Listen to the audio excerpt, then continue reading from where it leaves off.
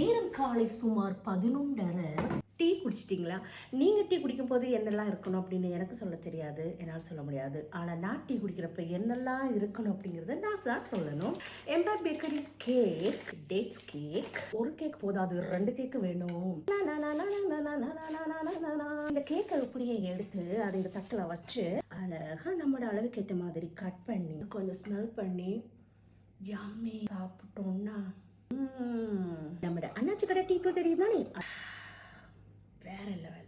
சீனி கட்டி அல்வா கொடுத்த நோபட் அங்கிள் மணி அக்காவுக்கு ரொம்ப நன்றி. லட்டு செய்து கொடுத்த கலாக்காவுக்கு ரொம்ப நன்றி. எங்களோட சம்மந்தி அவங்க மில்டபி கொடுத்த அஸ்வினிக்கு ரொம்ப ரொம்ப நன்றி. முறுக்கு தந்த எங்களோட அண்ணா அன்னைக்கு ரொம்ப நன்றி. அந்த முறுக்கு செய்தது வந்து கலாக்கா.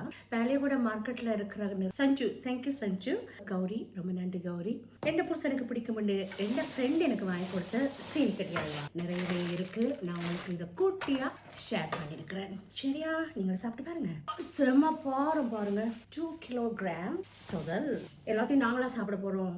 பக்கத்து வீடு, அந்த வீடு, இந்த வீடு, மேல் வீடு, கீழ் வீடு, எல்லா வீட்டையும் கொடுத்து நீ சாப்பிடணும். என்னத்தாதும் இது பாருங்க. தேங்காய் எண்ணெய் மனம் இதமா இருக்கு. தொதலை கிண்டி கொடுத்த சிந்துக்கு ரொம்ப நன்றி. பதம் பார்த்து தரம் பார்த்து பிரித்து எங்களோட அக்காவுக்கு ரொம்ப ரொம்ப நன்றி. சின்ன வயசுல எனக்கு சாப்பிட்ட ஞாபகம், என்ன பிள்ளைகளுக்கு வாங்கி கொடுத்த ஞாபகம். இஞ்சி பிளேண்டியை போட்டு குடிச்சிட்டு இது அப்பப்போ எடுத்து சாப்பிட்டோம்னா வேற லெவல் சூப்பரா இருக்கு. சக்கரையும் அது சாப்பிட்டு சந்தோஷமா இருப்பேன். அதோட வேற என்ன வேணும் நமக்கு. அதிரசம் செய்து கொடுத்த என் மாமியாருக்கு ரொம்ப நன்றி.